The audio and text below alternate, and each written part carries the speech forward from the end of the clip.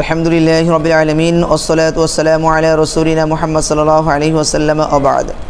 সম্মানিত দর্শক, সংক্ষিপ্ত আকারে আজকে আলোচনা করব আমাদের বাংলাদেশের বাউল সম্রাট লালন শাহর ভক্তবৃন্দ, তার অনুসারী, তার অনুগামীদের ভ্রান্ত আকীদাগুলি নিয়ে।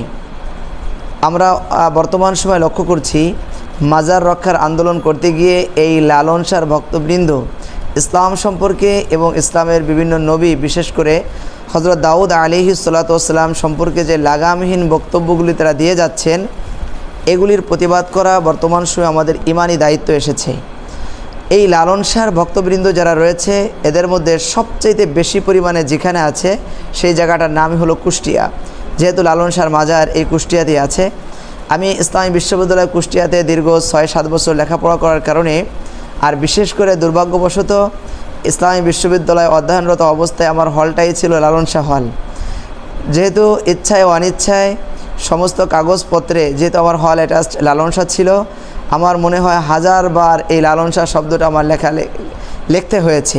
প্রত্যেকবার পরীক্ষার আগে প্রত্যেকটা কাগজপত্রে সব জায়গায় লিখতে হয়েছে। আমার কৌতূহল জেগেছিল যে লালন শাহ নামের এই হলে থাকলাম, একটু যে দেখি এই লালন শাহর মাজারে কি হয়।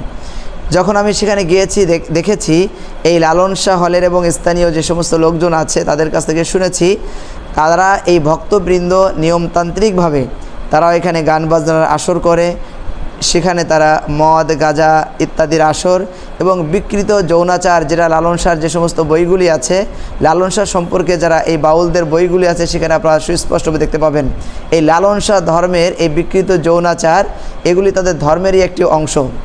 আমি আপনাদেরকে বলবো, 80-র দশকে 1986 সালে মেবি আমাদের ইসলামী বিশ্ববিদ্যালয়ের একজন টিচার, তিনি এই লালন শাহর মাজারের এখানে যে তাদেরকে কোরআন এবং হাদিসের আলোকে কিছু বক্তব্য দিয়েছিলেন যে আপনারা সঠিক পথে ফিরে আসেন।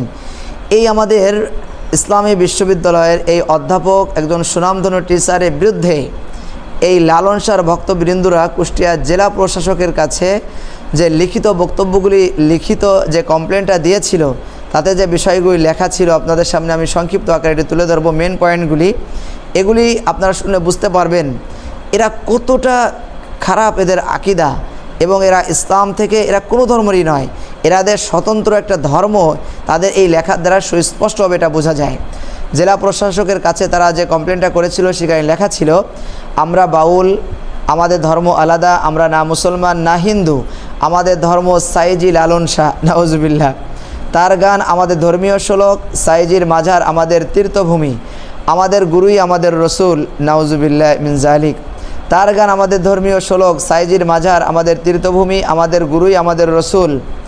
ডক্টর সাহেব অর্থাৎ যে টিচার এখানে গিয়েছিলেন, তার সম্পর্কে বলছেন, তিনি আমাদের এই তীর্থভূমিতে ঢুকে আমাদের ধর্মীয় কাজে বাধা দেন, কোরআন তেলাওয়াত করেন, ইসলামের কথা বলেন, এসবই আমাদের তীর্থভূমিতে আপত্তিকর। আমরা আলাদা একটি জাতি, আমাদের কালেমা আলাদা, লা ইলাহা ইল্লাল্লাহ লালন রসুল্লাহ, নাউজুবিল্লাহ নাউজুবিল্লাহ। তাদের কালেমা হলো লা ইলাহা ইল্লাল্লাহ লালন রসুল্লাহ। এই যদি তাদের কালেমা হয়, তারা তো মুসলমানই না। অতএব তাদের আকীদা সম্পর্কে আমাদের আলোচনাই দরকার নেই। এই বিষয়টা সম্পর্কে যারা আমাদের ধারণা এসেছে, আজকে আপনারা যারা শুনলেন সুস্পষ্টভাবে বুঝতে পারলেন, যেটা সুধীর চক্রবর্তী ব্রাত্য লোকায়ত লালন 2য় সংস্করণ আগস্ট 1998-এ আপনারা এগুলি পাবেন। তাদের এই বইগুলিতে তাদের সমস্ত কাগজপত্র এগুলি রয়েছে।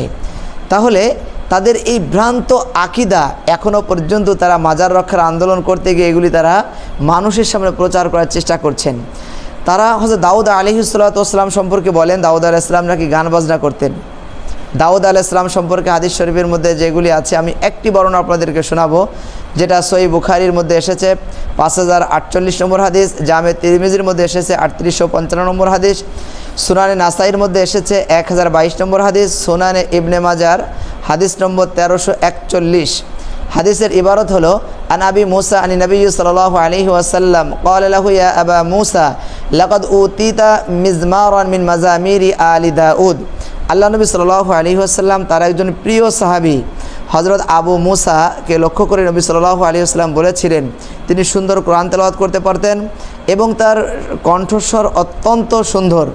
আল্লাহ নবী সাল্লাল্লাহু আলাইহি ওয়াসাল্লাম তার কোরআন তেলাওয়াত শুনে তিনি বললেন, আল্লাহ সুবহানাহু ওয়া তাআলা তোমাকে হযরত দাউদ আলাইহিস সালাতু ওয়াস সালামের এই সুরয়িত কণ্ঠ তোমাকে দান করা হয়েছে।